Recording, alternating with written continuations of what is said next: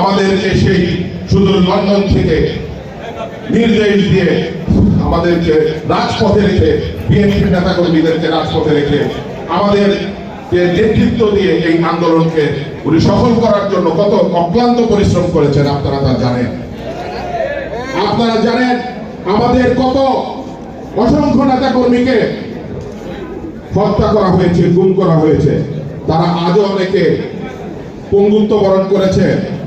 এখনো তাদের অনেকের চোখ নাই, তাদের হাত নাই, তাদের পা নাই।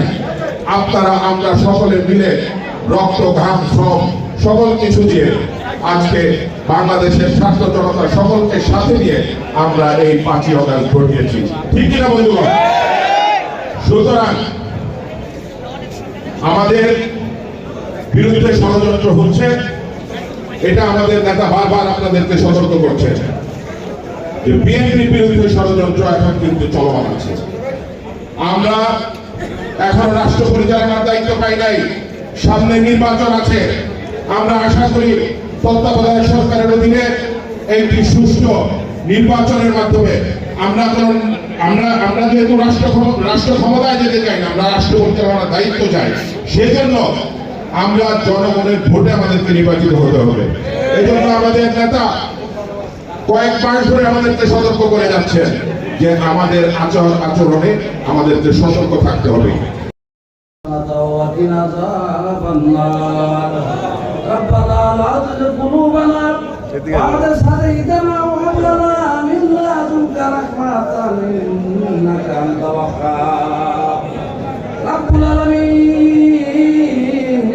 তুমি তোমার কুদরতের নজর দিয়ে তাকে দেখো আল্লাহ। মাগরিবের পরবর্তী সময়ে তোমার দরবারে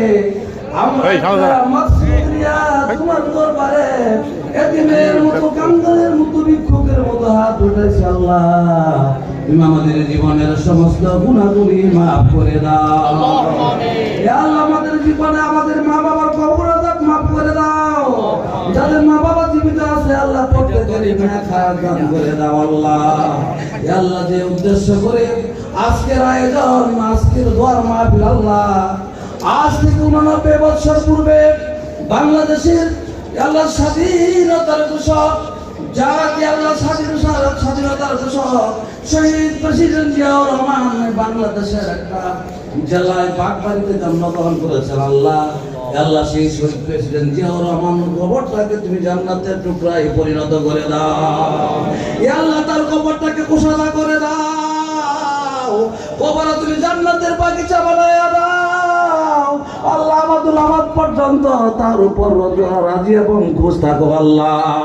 তিনি তার ক্ষুদ্র জীবদ্দশায় যত নেক আমল করেছেন, যত আমল করেছেন দেশের জন্য, দেশের জন্য যত কিছু করেছেন সব কিছু তুমি কবুল করে নাও আল্লাহ।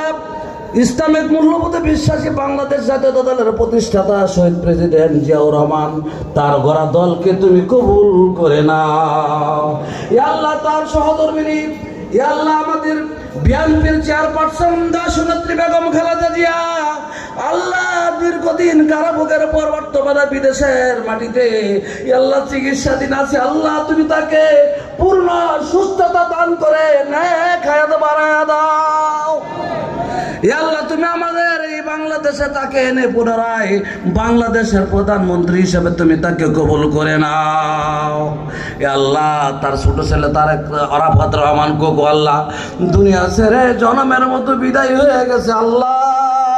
তুমি তার কবরটাকে জান্নাতের টুকরায় পরিণত করে দাও রব্বুল আলামিন। আমাদের এই দলের ভারপ্রাপ্ত চেয়ারম্যান জনাব তারেক রহমান দীর্ঘদিন অসুস্থ আল্লাহ, বিদেশের মাটিতে বসে বসে জাতীয়তাবাদী দলের আল্লাহ